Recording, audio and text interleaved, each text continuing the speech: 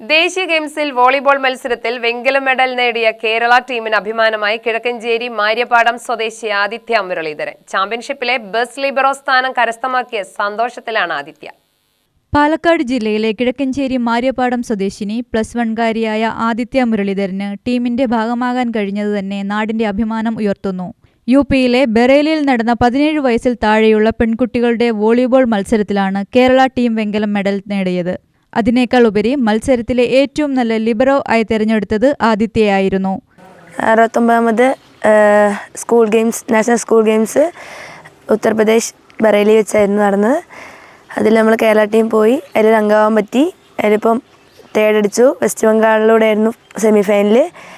നിർഭാഗ്യം വെച്ചാൽ നമുക്ക് അതിലേക്ക് കളിക്കാൻ പറ്റിയില്ല.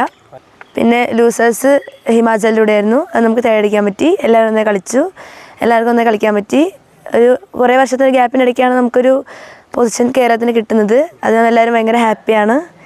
പിന്നെ ഈ കളിയിൽ തന്നെ എനിക്ക് ബെസ്റ്റ് ലിബറായി കിട്ടാൻ സാധിച്ച്, അപ്പോൾ അത് ഞാൻ ഭയങ്കര ഹാപ്പിയാണ്.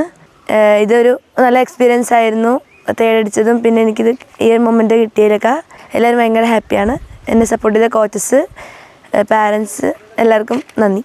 തൃപ്പന്നൂർ സ്കൂളിൽ 3ാം ക്ലാസ്സിലാണ് വോളിബോൾ കളിയിൽ പരിശീലനം തുടങ്ങിയത്. വോളിബോളിൽ നല്ലൊരു പ്രതിഭ ഉണ്ടെന്ന് കണ്ടെത്തിയ പരിശീലകൻ ഷാജിയുടെ നിരന്തര പരിശീലനം വെറുതെയായില്ല.